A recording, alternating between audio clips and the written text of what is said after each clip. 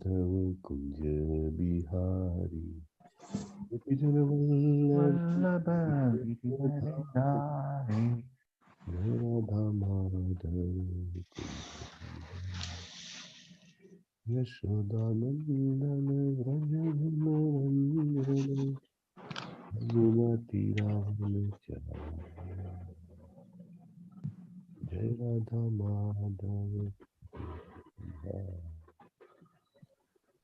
श्लोक शेयर करूं છું. कृष्ण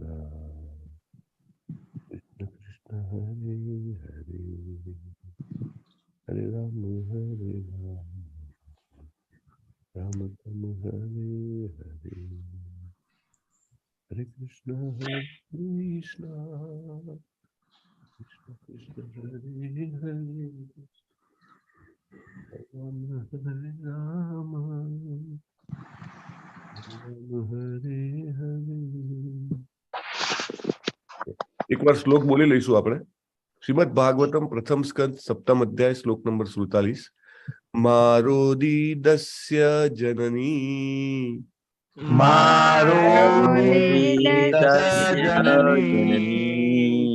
ગૌતમી પતિ દેવતા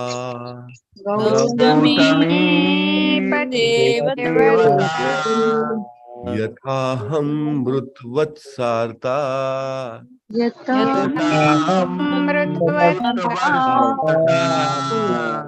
रोदिम्यश्रुमुखी मुहु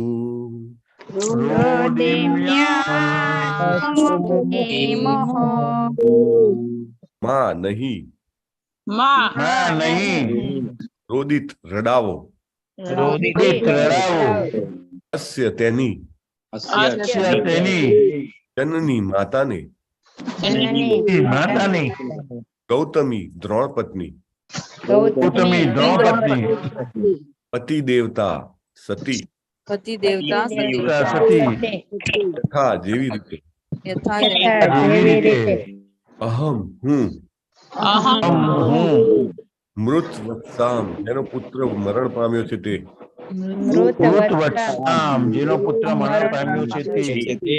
आर्ता दुखी रोदिमी रडू छू अश्रुमुखी आंसू वहावती मुहु सतत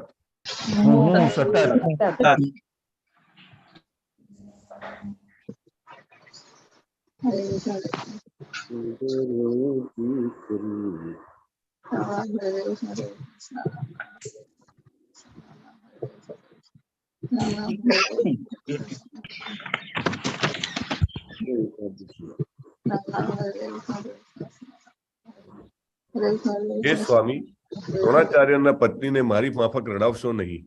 હું મારા પુત્રોના મૃત્યુને લીધે વ્યથિત છું. તેમણે મારી માફક નિરંતર રુદન કરવાની જરૂર નથી.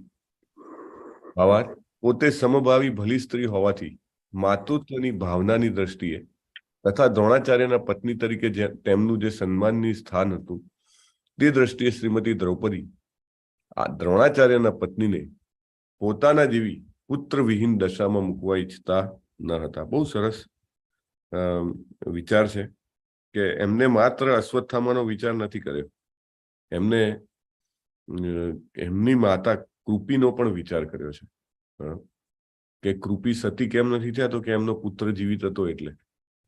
અને મને ખબર પડે છે અત્યારે મારા 5 પુત્રો મૃત્યુ પામવાથી કેટલું દુઃખ થયું છે. અને હું કલ્પી શકું છું કે જો આપણે અશ્વત્થામાને મૃત્યુદંડ આપશું તો એની માતા જે કૃપી છે એને કેટલું દુઃખ થશે.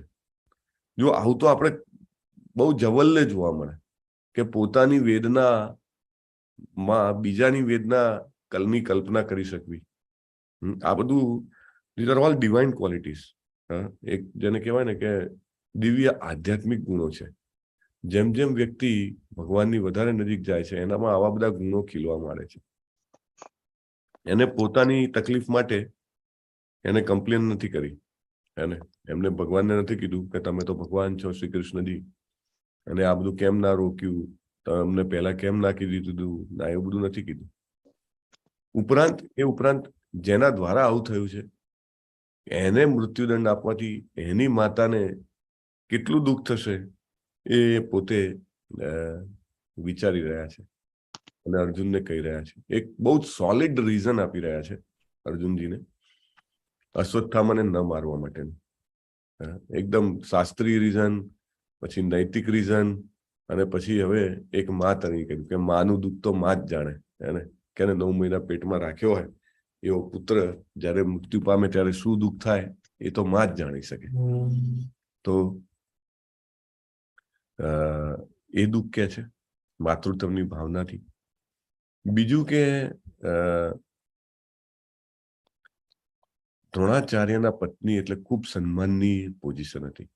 દ્રોણાચાર્ય કૌરવોના આચાર્ય તો ખરા જ, પણ મહારથી, અત્યંત મહાન યોદ્ધા, ધનુર્ધર, એટલે એ રીતે પણ એમનું ખૂબ મહાન હતું. એમના પત્ની, હવે એમના પત્નીને બિલકુલ આધારવિહીન કરી દેવા, કે જે માત્ર એટલે જ જીવતા હતા કે એમનો પુત્ર જીવતો હતો, એનો એકનો એક આધાર જે કહેવાય ને કે ઘડપણની એક લાકડી, એ પણ છીનવી લેવી એ પણ ખોટી વાત છે.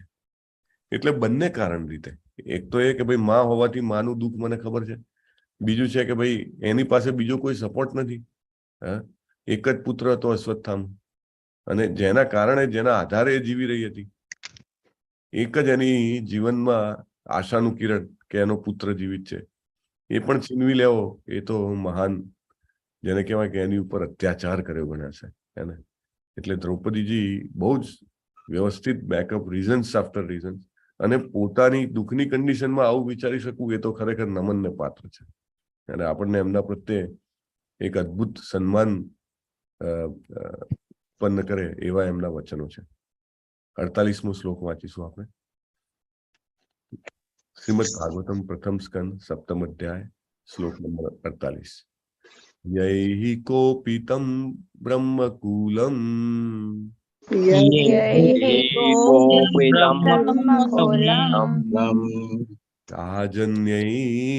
રાજન્યૈર્જિતાત્મભિઃ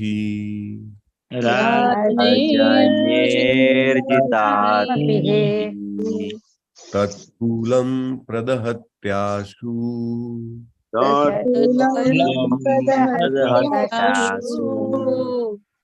આનુબંધમ સુચાર્પિતમ.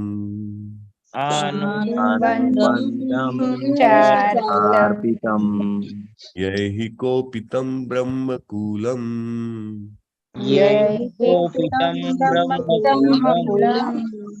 રાજન્યૈર્જિતાત્મભિઃ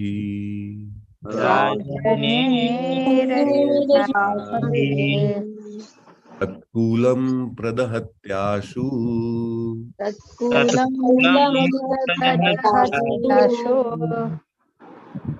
આનુબંધમ સુચાર્પિતમ.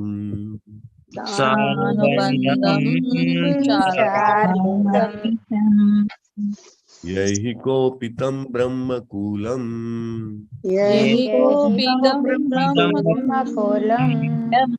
રાજન્યૈર્જિતાત્મભિઃ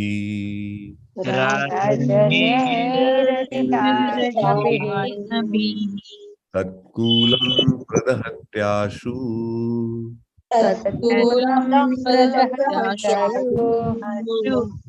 આનુબંધમ સુચાર્પિતમ.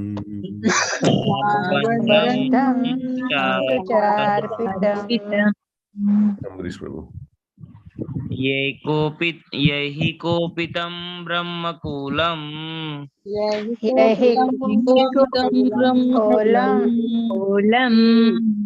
રાજન્યૈર્જિતાત્મભિઃ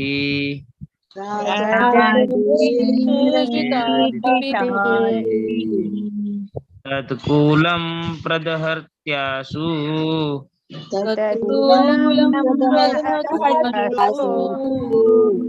સાનુબંધમ સુચાર્પિતમ.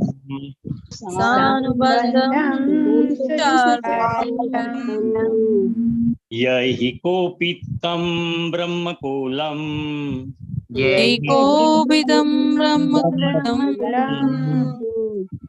राजन्यैर्जितात्मभिः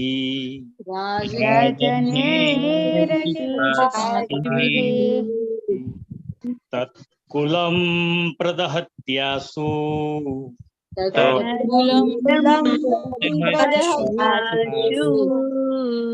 सानुबन्धं सुचार्पितम्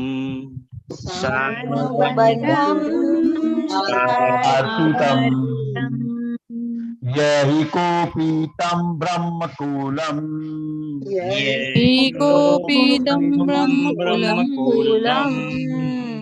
राजनैर्जितात्मभिः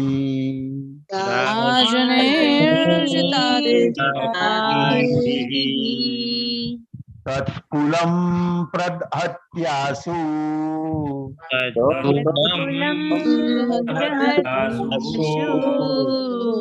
अनुबन्धं सुचार्पितम्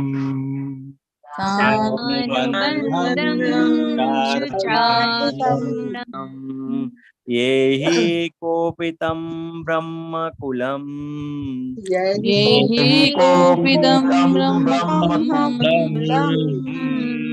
राजनेर्जितात्मभिः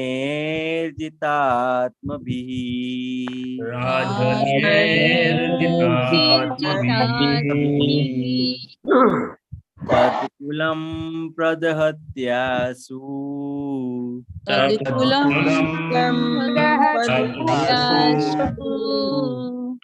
सानुबन्धं सुचार्पितम्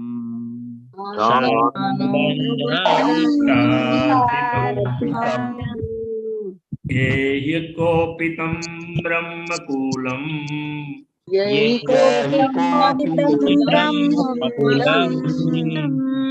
राजन्यैर्जितात्मभिः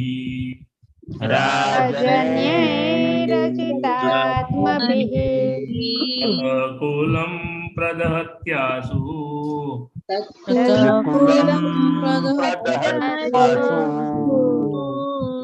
सानुबन्धं सुचार्पितम्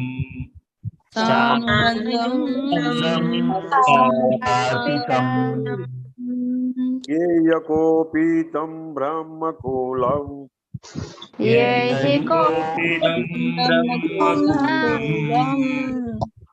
राजनैर्जितात्मभिः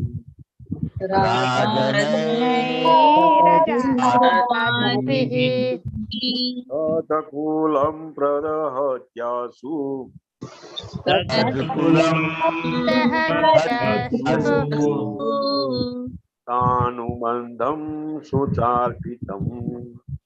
सानुबन्धं सुचार्पितम् यहि कोपितं ब्रह्मकूलम्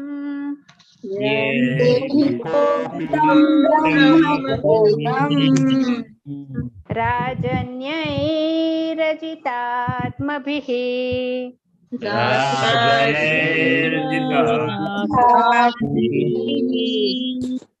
तत्कुलं प्रदहत्यासु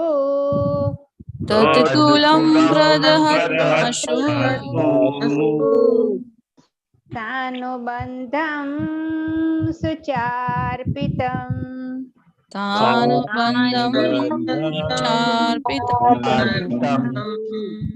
यहि कोपितं ब्रह्मकूलम्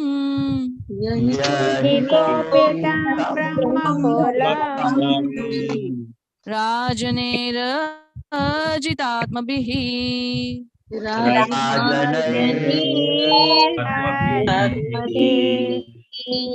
तत्कुलं प्रदहत्यासु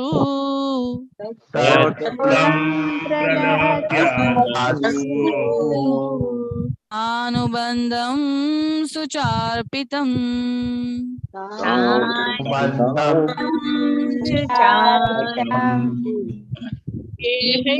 कोपीतं ब्रह्मकूलम्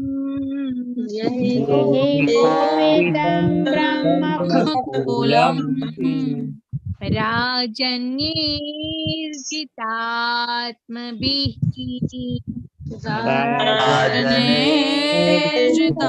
आत्मभिः तत्कुलं प्रदहत्याशु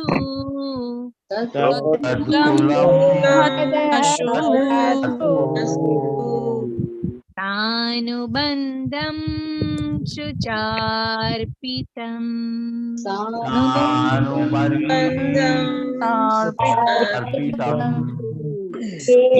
कोपितं ब्रह्मकूलम्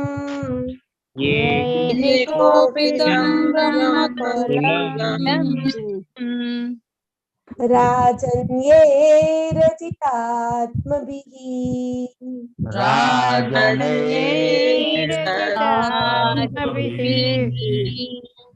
तत्कूलं प्रदहत्यासु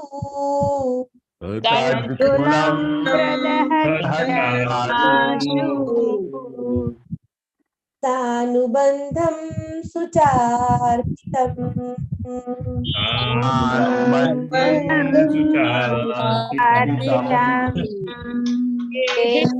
कोपितं ब्रह्मकूलम्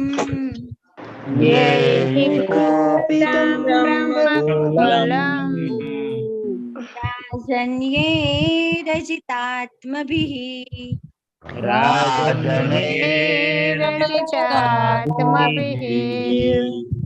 तत्कूलं प्रदहत्यासु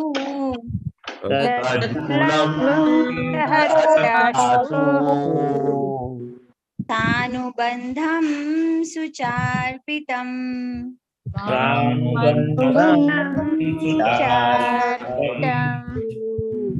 ये कोपितं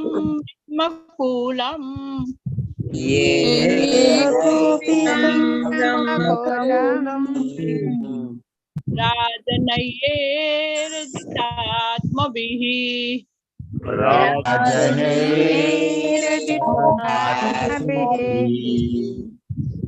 तत्कूलं प्रदहत्यासु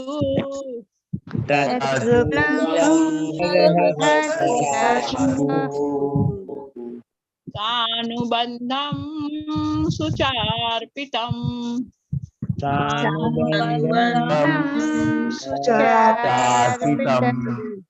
ये कोपितं ब्रह्मकूलम्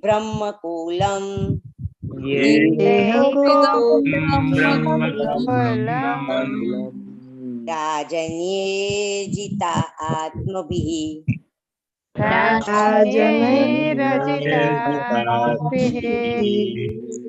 तत्कूलं प्रदहत्यासु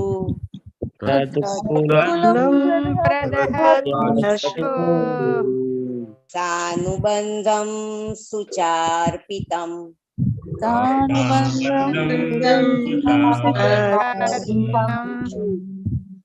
यैकोपितं ब्रह्मकुलम्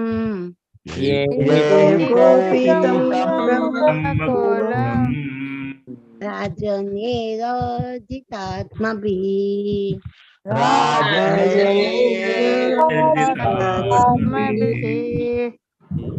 कुलं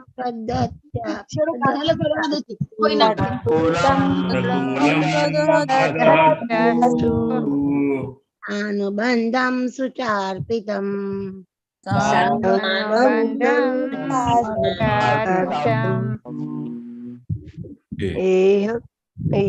कोपितं ब्रह्मकूलम्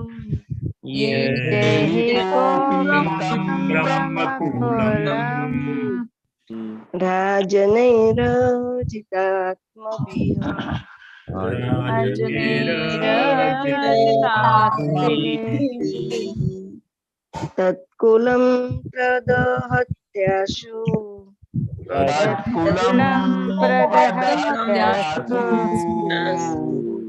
सानुबन्धं सुचार्पितम्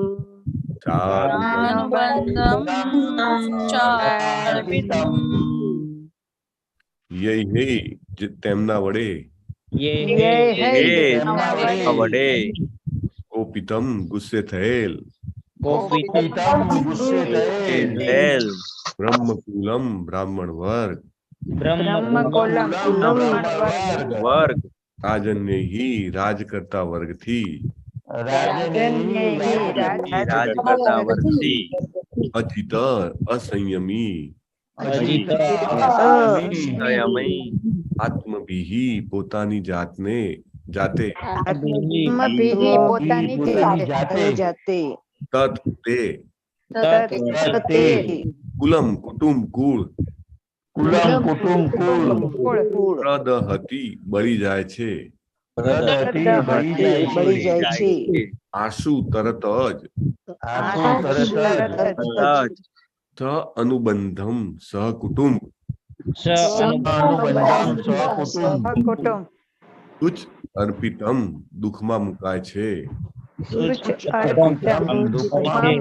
થાય છે જે શાસક વર્ગ રાજવર્ગ ઇન્દ્રિય નિગ્રહમાં અસંયમી થઈને બ્રાહ્મણ વર્ગને અપમાનિત કરીને તેમને ગુસ્સે કરે તો તેમને રાગની સમગ્ર શાસક પરિવારના વર્ગને બાળે છે અને તેમના ઉપર દુઃખ લાવે છે સમાજના બ્રાહ્મણ વર્ગને એટલે કે આધ્યાત્મિક રીતે ઉન્નત વર્ગને અને આવા ઉન્નત કુટુંબના સભ્યોને બીજી ઉતરતી જ્ઞાતિઓ એટલે કે ક્ષત્રિયો વૈશ્યો અને શૂદ્ર દ્વારા હંમેશા ખૂબ સન્માનની ગણવામાં આવતા હતા. ઓમ અજ્ઞાનતિમિરાન્ધસ્ય જ્ઞાનાંજનશલાકયા તસ્મૈ શ્રી ગુરુવે નમઃ. નમો વિષ્ણુપાદાય કૃષ્ણપૃષ્ઠાય ભૂતલે શ્રીમતે ભક્તિવેદાંત સ્વામિનેતિ નામિને. નમસ્તે સારસ્વતી દેવ્યે ગૌરવાણી પ્રચારિણે નિર્વિશેષ શૂન્યવાદી પાશ્ચાત્યદેશતારિણે. જો આગળના શ્લોકમાં કૃતિજીને સતી ગણાવ્યા હતા. સતીનું ખૂબ બળ હોય છે, સતીત્વનું. અહીંયા આગળ બ્રાહ્મણત્વનું બળ કીધું છે. સતીત્વ અને બ્રાહ્મણત્વ એ બંને જે છે એ જન્મથી નથી હોતા. એક વિશેષ પ્રકારનું જીવન જીવવાથી એ બળ પ્રાપ્ત થતું હોય છે.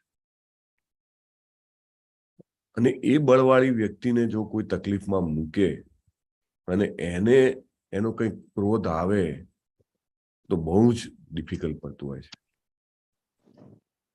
સતીત્વના કેસ આપણી પાસે ઘણા બધા છે. બે મેં સાથે ચર્ચા કરવી હતી એટલે ગયા શ્લોકમાં પોઈન્ટ લીધો નહોતો, કારણ કે બ્રાહ્મણત્વ અને સતીત્વ તો ઘણા બધા દાખલા છે આપણા ઇતિહાસમાં. દાખલા તરીકે મહાભારતનું યુદ્ધ જ્યારે લગભગ કૌરવો હારવાની સ્થિતિમાં હોય છે ત્યારે ગાંધારીજી જે છે એ દુર્યોધનને કહે છે, તમને બધાને યાદ હશે કે મેં મારી આખી જીવન આંખે પટ્ટી બાંધી છે જ્યારથી લગ્ન કર્યા ત્યારથી. કેમ તો કે મારા પતિ આંધળા હતા, એટલે એમનું દુઃખ હું સમજી શકું. અને એટલા મહાન વ્યક્તિ સતી હતા ગાંધારી. અને હું તને આશીર્વાદ આપવા માંગુ છું, તું સંપૂર્ણ નિર્વસ્ત્ર થઈને આવ. મારી દ્રષ્ટિ તારા શરીર પર પડશે, આખું શરીર લોઢા જેવું બની જશે એકદમ. નો બડી કેન કિલ હિમ. આ તો ઠીક છે, કૃષ્ણજી આવી જાય છે વચ્ચે અને દુર્યોધનને કહે છે કે ભાઈ તને શરમ નથી આવતી, પાંદડું તો વિચાર કમર પર. અને દુર્યોધન એમ વિચારીને જાય છે અને એટલે એનું ખાલી સાથળનો ભાગ છે એટલો વ્રજ જે કહેવાય લોઢામાં પરિવર્તિત નથી થતો. there is a huge force, there is a big force. સતીત્વમાં ઘણી શક્તિ છે. એના સિવાય પણ ઘણા બધા ઉદાહરણ છે. નળ ને દમયંતી, નળ દમયંતી રાજાનો કેસ આવે છે. નળ રાજાનો જયારે નળ ને દમયંતી છૂટા પડે છે ત્યારે દમયંતી એકલા હોય છે ત્યારે એક કુપુરુષ એમના ઉપર કુદ્રષ્ટિ કરે છે અને એ એકલા જ હોય છે. લગભગ અરણ્ય જેવી જગ્યા હોય છે અને એ વ્યક્તિ જે છે એ દમયંતીજી ઉપર લગભગ જેમ કહેવાય ને કે હુમલો કરવાની તૈયારીમાં. ત્યારે દમયંતીજી આંખો બંધ કરીને વ્રત લે છે કે જો મારા જીવન દરમિયાન મેં સતીત્વનું સંપૂર્ણ પાલન કર્યું હોય અને ક્યારે મારું મન જે છે સતીત્વમાંથી ચ્યુત ના થયું હોય તો આ વ્યક્તિ જે મારી સામે છે, મારી ઉપર કુદ્રષ્ટિ નાખે છે અને હુમલો કરવા આવે છે, અહીંયા બળીને ભસ્મ થઈ જાય. અને ઓન ધ સ્પોટ પેલો વ્યક્તિ જે છે એ બળીને ભસ્મ થઈ જાય છે. There are many examples, many examples. Ravan પણ સીતા માતાની નજીક નથી જઈ શક્યો. સીતા માતા એક ખાલી ઘાસનું તણકલું રાખ્યું હતું, રાઈટ, કે જો મારા સતીત્વમાં શક્તિ હોય તો તું આને પાર નહીં કરી શકે. He did not come near. It was not possible. So that is a great force there. અને આપણે ઘણા બધા એક્ઝામ્પલ્સ થી જોઈશું. અને ઘણા બધા સતી સ્ત્રીઓ છે અહીંયા આગળ. આપણી અહીંયા આગળ જોઈએ તો દ્રૌપદીજી, કુંતી મહારાણી, અને આગળ અનેક ઉદાહરણો આવશે ભાગવતમમાં, અનેક ઉદાહરણો આવશે. એનીવે, કમિંગ બેક ટુ આ શ્લોકમાં 48મા શ્લોકમાં બ્રહ્મકુલની વાત થઈ છે. આપણે ટાઈમ એન્ડ અગેન રિપીટ કરતા હોઈએ છીએ કે ભગવાને કીધું છે કે આ જે વર્ણાશ્રમ વ્યવસ્થા છે એ ગુણ અને કર્મ વિભાગથી છે. તો જે ખરેખર ગુણ અને કર્મથી બ્રાહ્મણત્વને ફોલો કરે છે, એ પ્રકારનું તપસ્વી જીવન જીવે છે, એ પ્રકારનું જેને કહેવાય કે શાસ્ત્રોક્ત વિધિ વિધાનો પ્રમાણે ફોલો કરે છે, તકલીફ ઘણી બધી પડતી હોય છતાં પણ એને ફોલો કરે છે, તો એનામાં સ્પેશિયલ પ્રોટેક્શન આવે છે. શ્રી કૃષ્ણજી ગૌ બ્રાહ્મણ હિતાય છે. આપણે જમતી વખતે 3 શ્લોક બોલીએ, એમાંનો એક, રાઈટ, ગૌ બ્રાહ્મણ હિતાય છે, જગદ્વિતાય કૃષ્ણાય ગોવિંદાય નમો નમઃ. શ્રી કૃષ્ણજીને ગાયો અને બ્રાહ્મણો અત્યંત પ્રિય છે, રાઈટ. જેવી રીતે ઇસ્કોનમાં જે દીક્ષા આપે છે, પ્રથમ દીક્ષા અને પછી દ્વિતીય દીક્ષા, બ્રાહ્મણ દીક્ષા, રાઈટ, એનું એક અલગ જ બળ હોય છે, રાઈટ. અને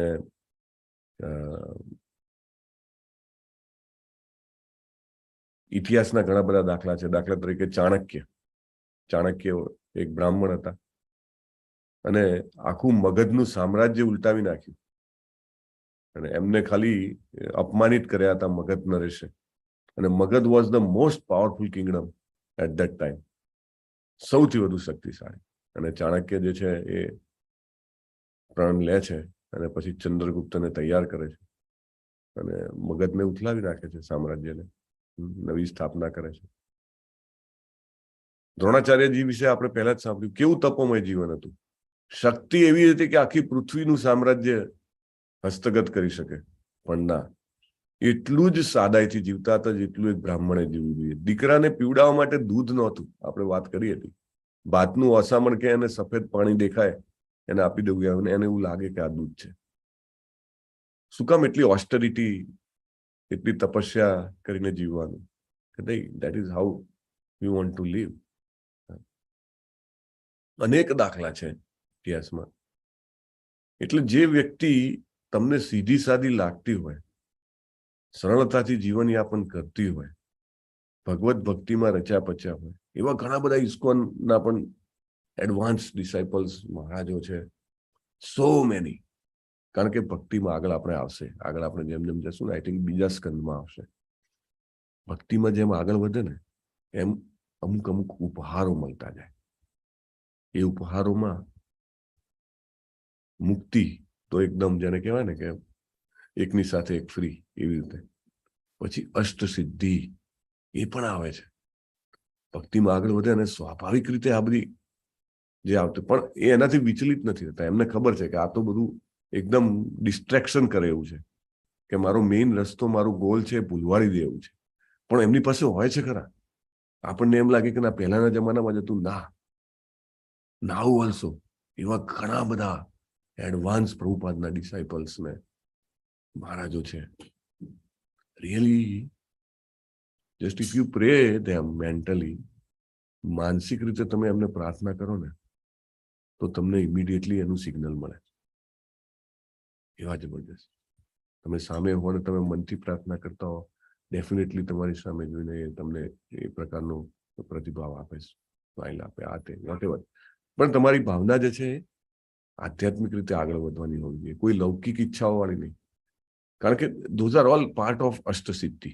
બીજાના મનનું જાણવું, અથવા તો અણીમાં લઘીમાં આ બધી છે, ધીઝ આર ઓલ. એનીવે, આપણે કોઈ સુપરસ્ટિશનમાં માનવાનું નથી, પણ fact is fact. Fact is fact કે સચ કાઇન્ડ ઓફ આ પ્રકારની સિદ્ધિઓ અસ્તિત્વ ધરાવે છે. અને ભગવાન ખૂબ ખુશે ખુશે લાણી કરે છે એમના ભક્તોને, અથવા તો જે યોગ માર્ગમાં આગળ વધવું હોય, ખુશે ખુશ. કારણ કે એ કાંઈ છે જ નહીં. It is nothing. બરાબર ને? એ મૃત્યુ સાથે એ દૂર થાય છે, એ જતી રહે છે, અથવા તો અધરવાઇઝ ઓલ્સો ડિસ્ટ્રેક્ટ કરે છે. એટલે એનું કોઈ મહત્વ નથી. જેવી રીતે પેલા સનાતન ગોસ્વામીનો દાખલો આવે છે કે પારસમણી છે કચરાના ઢગલામાં નાખ્યો હતો એનું. They know this is not important. પ્રભુપાદનું એક સુવાક્ય હતું 2 દિવસ પહેલાનું, ડેઈલી સુવાક્ય હોય એમાં, કે ગોસ્વામીઓ જે હતા, દાખલા તરીકે સ્વરૂપ ગોસ્વામી, સનાતન ગોસ્વામી, એ બધા રાજાના મંત્રીઓ અને મુખ્યમંત્રીઓને એવા, ને છતાંય આટલું તપસ્યાથી, ઓસ્ટેરિટીથી કેમ રહેતા હતા? એમની પાસે કંઈક હાયર ટેસ્ટ હતો. એ સાક્ષાત કૃષ્ણજીની લીલાઓમાં પ્રવેશ કરી શકતા હતા. એ આનંદ એટલો બધો હતો કે પછી અહીંના તુચ્છ આનંદમાં પડે નહીં. Anyway, coming back to the point, બ્રાહ્મણત્વ. તો બ્રાહ્મણત્વનું એક જબરદસ્ત બળ છે, અને એના કારણે એ લોકો ધારે એવું કરી શકે છે. આગળ પણ અનેક દાખલાઓ આવશે કે ખરેખર જો રિયલ બ્રાહ્મણત્વની રીતે, જે ભગવદ્ ગીતામાં કીધું છે, એ રીતે જે જીવન જીવતા હોય તો એક ચોક્કસ પ્રકારનું બળ, તેજ હોય છે, અને એમને દુઃખ પહોંચાડવાથી ભગવાન જે છે એ દુઃખ સહન કરતા નથી. ગૌ બ્રાહ્મણ હિતાય છે. ભગવાન એમને પ્રોટેક્ટ કરવા માંગે છે. ઘણા બધા એવા દાખલા આવે છે ભાગવતમમાં આગળ તો, કે ભગવાન એમને ઓવરરૂલ નથી કરવા માંગતા. હે ને? દાખલા તરીકે દેવોની માતાજી જ્યારે અદિતિ માતાજી એમના પતિ કશ્યપ મુનિને પ્રાર્થના કરે છે કે મારા પુત્રોને બહુ તકલીફ પડી રહી છે. બલિ મહારાજ જે છે, પ્રહલાદ મહારાજના વંશવેલામાં જે આવેલા છે, એમને બહુ જ બળપૂર્વક 3 ભુવનો હસ્તગત કરી લીધા છે. એને સ્વર્ગ ને બધા જ અસુર હતા છતાં પણ, તો કે એમને સજા આપો અથવા એમને મારી નાખવો, ગમે તે. ભગવાન એમના વ્રતના પ્રતાપે પ્રગટ પણ થાય છે, પણ ભગવાન કહે છે કે એ પ્રોમિસ હું ના આપી શકું. Right? I can't kill him. Why? He is under the protection of બ્રાહ્મણા, શુક્રાચાર્ય. રાઈટ? એ એમના પ્રોટેક્શનમાં છે, એના સંરક્ષણમાં છે. I can't kill him. That I can't do. પણ હું કંઈક એવું કરીશ કે જેથી કરીને તમારા પુત્રોને પાછું મળે સ્વર્ગનું રાજ્ય. અને ભગવાન પોતે બ્રાહ્મણ બનીને માગવા જાય છે. જ્યારે બલિ મહારાજ જે છે એ ઓફિશિયલી સ્વર્ગના અધિપતિ બનવા માંગે છે. એ કહે છે કે મમ્મી મારા બળથી તો સ્વર્ગ જીતી લીધું, પણ એવું નહીં. જે કહે ને કે અશ્વમેઘ યજ્ઞ અને એ બધું કરે પછી એટલું પુણ્ય ભેગું થાય ત્યારે ઇન્દ્ર બની શકે. એટલે કે અનઓફિશિયલી તો મેં જીતી લીધું, પણ એવી રીતે નહીં. તો એ યજ્ઞ કરતા હતા, અને ભગવાન પોતે બ્રાહ્મણ બનીને વામન સ્વરૂપે આવે છે. કારણ કે એમને પણ માગવું પડે છે. ત્રિલોકના નાથ એ પણ એવું વિચારે છે કે મારે બ્રાહ્મણના પ્રોટેક્શનમાં જે હોય એને મારે ટચ ના કરવું. I don't want to touch him. Shukracharya was a great, એમ કહી શકાય કે બ્રાહ્મણ, તો કે એને ટચ નથી કરવું. So it's a great power, great force. તમે જે કંઈ પણ તપસ્યા કરો છો એનું એક અલગ બળ હોય છે.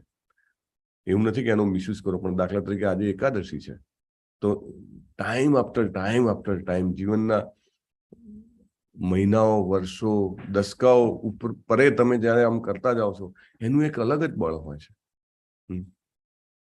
અને આપણે કલ્પી ના શકીએ કે જે લોકો પોતાનું સર્વસ્વ છોડીને ભગવત ભક્તિ માટે જીવતા હોય એની પાસે શું બળ હોય ને, આપણે વિચારી જ ના શકીએ. કારણ કે આપણી માનસિકતા હંમેશા ધનમાં રમતી હોય, પ્રસિદ્ધિમાં રમતી હોય, ભોગ વિલાસમાં રમતી હોય, તો આપણે કલ્પી નથી શકતા કે કયા આધ્યાત્મિક બળની અહીંયા વાત થઈ રહી છે. કેવી રીતે ઇસ્કોન નંતુર મંગલુરુ, એક તમે જુઓ ને તો સાવ નાનું ડુપ્લેક્સ હાઉસ, ત્યાં આગળથી આખા વિશ્વમાં ફેલાયેલો 7 લાખ લોકો કવર થયા એવો કોર્સ કેવી રીતે ચલાવી શકાય? It is not normal. Right? પરમ પૂજ્ય નામનિષ્ઠા પ્રભુના એવા ઘણા બધા શિષ્ય કે દાખલાઓ એમ કહી શકાય કે જેમને હું પ્રત્યક્ષ રીતે ઓળખું છું, કે જેમને પોતે બીજા સેંકડો હજારો લોકોને તૈયાર કર્યા છે. નામનિષ્ઠા પ્રભુ એકવાર IIT કાનપુરમાં જ્યાંથી કરી રહ્યા, જ્યાંથી એમને કર્યું હતું, ત્યાં એકવાર લેક્ચર આપવા જાય છે, અને માત્ર એમનું લેક્ચર સાંભળીને 4 જણા જે છે એ ઓન ધ સ્પોટ ત્યાંથી નીકળી જાય છે અને મેંગ્લોર આવીને રહે છે. કાનપુરથી સીધા મેંગ્લોર, કોઈ કપડા બીજા લીધા વગર. કહેતા હતા કે 4 દિવસ સુધી અમે એ જ શર્ટ ને એ જ જીન્સનું પેન્ટ પહેરીને ફરતા હતા, અને પ્રભુ વોઝ સો કાઇન્ડ કે એ અમને બિલકુલ એકદમ પ્રેમથી રાખતા હતા, પ્રસાદ ખવડાવતા હતા. અને એ પણ બહુ જ અત્યારે આગળ નીકળી ગયા છે અને ઘણા બધા લોકોને શ્રી કૃષ્ણજીની ભક્તિ પ્રાપ્ત કરાવી રહ્યા છે. બહુ જ આમ આપણને લાગે, જોઈને જ આદર ભાવ પ્રગટે એવા. બ્રાહ્મણત્વની એક શક્તિ હોય છે, ડીટી વર્શિપની એક શક્તિ હોય છે. ત્યાં શ્રી રાધા ગોવિંદની જબરજસ્ત સેવા ચાલી રહી છે, એની એક શક્તિ હોય છે, રાઈટ. બ્રાહ્મણ એટલે આ બધી જ ક્રિયાઓમાં સંકળાયેલા, એટલે there is a great force. અને એવી વ્યક્તિઓને જ્યારે તકલીફ આપવામાં આવે છે ને, ત્યારે રાજકુળ ખેદાન મેદાન થઈ જાય છે. બહુ જ દ્રૌપદી અહીંયા આગળ જાણે એમ કહેવાય ને કે ચીમકી ઉચ્ચારી રહ્યા છે કે જે કુળ, બ્રાહ્મણ કુળને આપણે ટચ કરવા જઈ રહ્યા છીએ ને, એવું કહેવાય કે તમે આગની સાથે છેડછાડ કરી રહ્યા છો. આ બધું દેખાય નહીં. તમે જુઓ છો ઘણા બધા મહાન કુટુંબોનું ધનોત પનોત નીકળી જાય છે. એક ટાઈમે એવો હોય કે એનો સૂર્ય 16 કળાએ ખીલ્યો હોય અને પછી તમે જુઓ તો સાવ જેને કહેવાય કે કોઈ દેખાય નહીં કે કુળમાં કોણ છે, કારણ કે એક મોટો ઓફેન્સ થયો હોય, અપરાધ થયો હોય. એના પોતાનું જે સત્તા હોય કે એનું જે ધન હોય, સામ્રાજ્ય હોય, એના તોરમાં ને તોરમાં વ્યક્તિ જે બીજા જે સામાન્ય દેખાતી વ્યક્તિ હોય પણ એનું જે તેજ હોય, એની પાછળનું જે આધ્યાત્મિક બળ હોય, એને પહેચાનવામાં, એને ઓળખવામાં થાપ ખાઈ જાય. તમને એમ લાગે કે આ શું છે, સામાન્ય કંઈ કેસરી કપડા પહેરેલું સંન્યાસી છે, રાઈટ. તમને સામાન્ય લાગે, તમારી જોડે વાત કરે તો પણ એવું લાગે કે આ કાંઈ એકદમ તમે એમ જ અલગ મલકની વાતો કરતા હો. તમે જાઓ તો પણ તમારી જોડે એટલા ભાવથી વાતો કરે કે તમને લાગે જ નહીં કે કંઈ પણ કરી શકાય, કંઈ પણ બોલી શકાય. ના, we have to be very careful when we are dealing with spiritually advanced people. ભલે તમે દૂરથી રાખો, પણ જો નજીક જાઓ તો you have to be very careful. અને અહીંયા આગળ તો શું વાત થઈ રહી છે? એમના પુત્રને મારવાની વાત થઈ રહી છે. Is it normal thing? Draupadi કે તમને ભાન છે શું કરી રહ્યા છો તમે? ખેદાન મેદાન થઈ જાય છે આખું કુળ. બહુ જબરજસ્ત. દ્રૌપદીજીનું વિઝન જોઈને એમ થાય કે really she has immense potential and she must have studied the shastras. ચોક્કસ શાસ્ત્રને સાચી રીતે જાણ્યા હશે. આગળનો શ્લોક લઈશું, 49મો. શ્રીમદ ભાગવતમ પ્રથમ સ્કંદ 7મ અધ્યાય, શ્લોક નંબર 49. ધર્મ્યમ ન્યાયમ સકરુણમ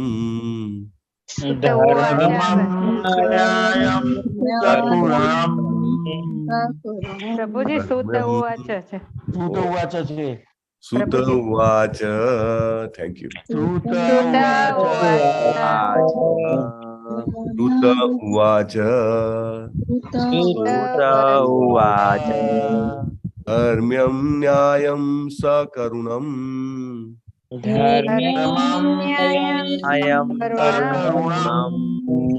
નિર્વ્યલિકમ સમમ મહત.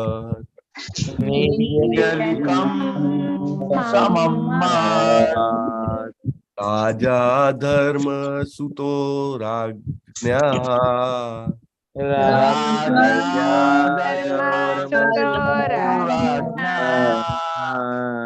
પ્રત્યનંદ દ્વચો દ્વિજઃ.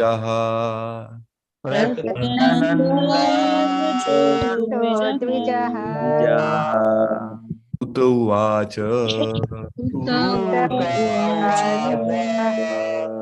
ધર્મ્યમ ન્યાયમ સકરુણમ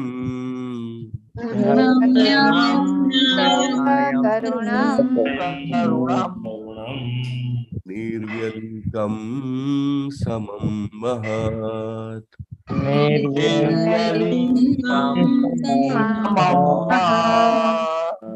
રાજા ધર્મ સુતો રાજ્ઞા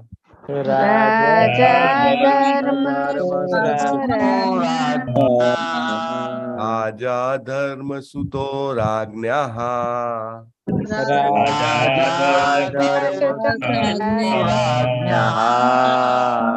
પ્રત્યનંદ દ્વચો દ્વિજઃ.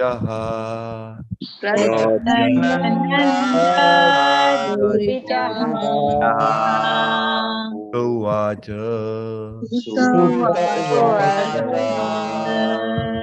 धर्म्यं न्यायं सकरुणम्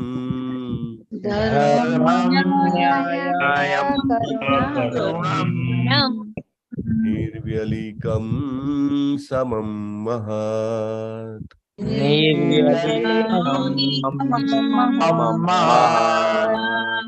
राजा धर्मसुतो राज्ञः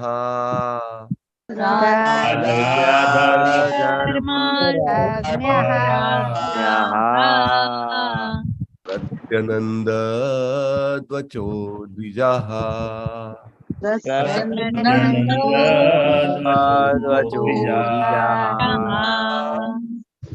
પ્રભુજી અને માતાજીએ આગળના શ્લોક લીડ ના કર્યા હોય એમને વિનંતી છે કે લીડ કરે. સૂત ઉવાચ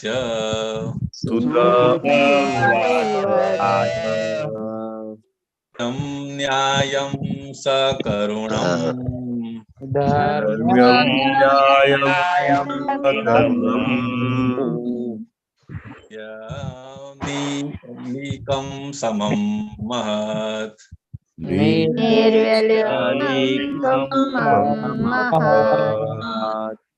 राजा धर्मसुतो राज्ञा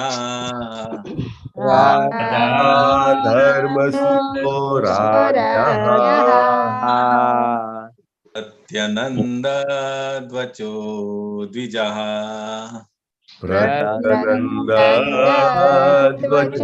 द्विजः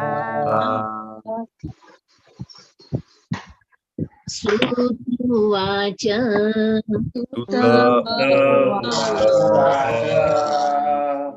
धर्म्यं न्यायं सकरुणम्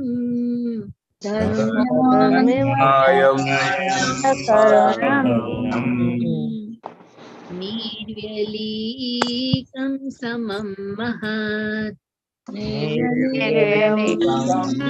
समं महत् राजा धर्मसुतो राज्ञः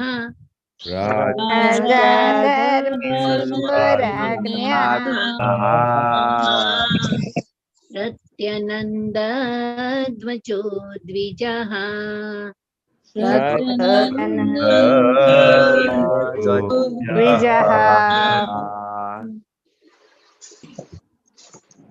धर्म्यं न्यायं सकरुणम्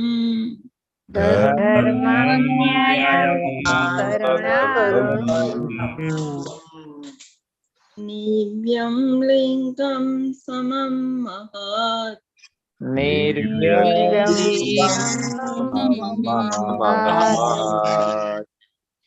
राजा धर्मसुतो राज्ञः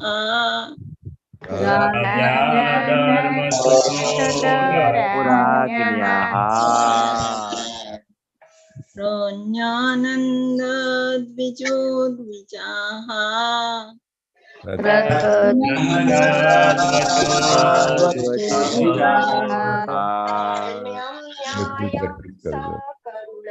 सूत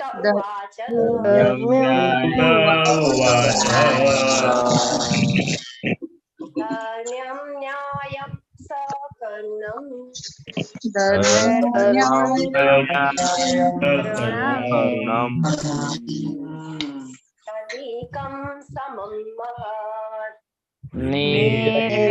निर्व्यलीकं समं महत्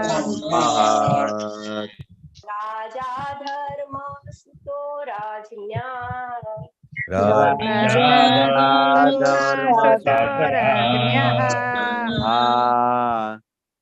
प्रत्यनन्दध्वजो द्विजा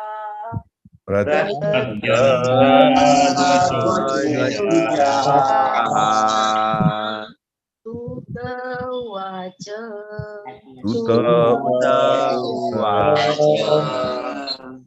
धर्मं न्यायं सकरुणम्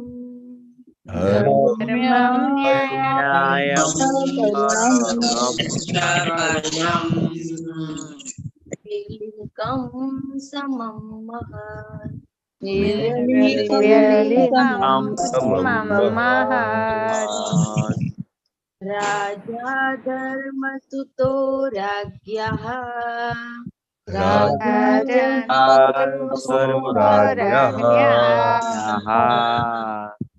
प्रत्यनन्दध्वजो द्विजः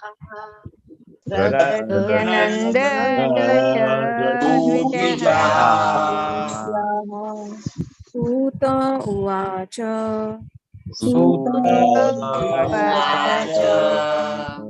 धर्म्यं न्यायं सकरुणं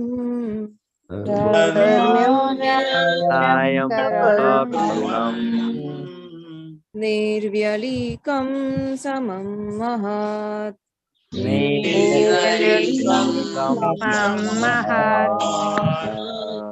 राजा धर्मसुतो राज्ञः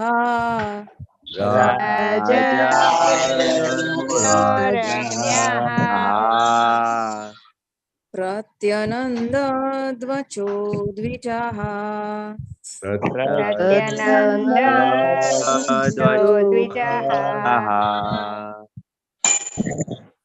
આપણે આના શબ્દાર્થ અનુવાદ આવતીકાલે લેશું. ટાઈમ વાંચાકલ્પતરુભ્યશ્ચ કૃપા સિંધુ વૈષ્ણવેભ્યો નમો